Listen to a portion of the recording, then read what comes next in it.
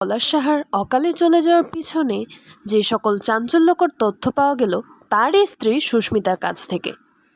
Hello viewers, viral video channel থেকে আপনাদের সকলকে স্বাগতম জানিয়ে শুরু করছি আজকের ভিডিওটা। ইতোমধ্যে নিশ্চয়ই আপনারা এই বিষয় সম্পর্কে সকলেই অবগত যে এসপি পলাশ সাহা তার নিজের লাইসেন্সকৃত পিস্তল দ্বারা নিজেকে শেষ করে দিয়েছেন। কিন্তু কেন এসব হলো হঠাৎ করে? তার এভাবে চলে যাওয়ার আসল কারণ কি? তার মৃত্যুর আগের দিন ঠিক কী ঘটেছিল কেউ কি তা জানেন? যতটুকু জানা গিয়েছে, পলাশ সাহার এমন কর্মকাণ্ড করার ঠিক আগের দিনই তার স্ত্রী সুস্মিতা সাহা বাড়ি থেকে বের হয়ে গিয়েছিল সুইসাইড করার উদ্দেশ্যে। জি হ্যাঁ ভিউয়ার্স, আপনারা ঠিকই শুনছেন, সুস্মিতা সাহাও ঘর থেকে বের হয়ে গিয়েছিল ঠিক একই উদ্দেশ্যে। পলাশ তার স্ত্রী সুস্মিতা সাহাকে থামানোর জন্য তার পেছন পেছন বাইরে বেরিয়ে যেতে চেয়েছিল, কিন্তু তার মা আরতি সাহা তাকে সেদিন বের হতে দেয়নি।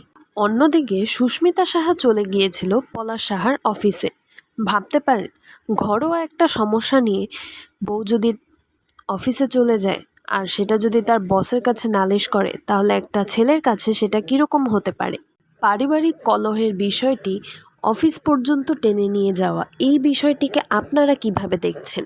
আমার যতটুকু মনে হয়, এখানে মা এবং তার স্ত্রী দুজনেরই দোষ আছে, আর তাদের এই দুইজনের দোষের কারণে পৃথিবী থেকে বিদায় নিলেন একজন। মাঝখান থেকে ক্ষতি কিন্তু হলো দুজনেরই, অর্থাৎ মা এবং তার স্ত্রীর।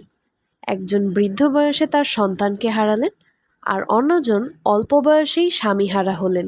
সাজানো গোছানো এক সুন্দর সংসারে হঠাৎ করেই যেন এক প্রলয়ঙ্কারী ঝড় উঠে মুহূর্তের মধ্যেই সব কিছু তছনছ করে দিল।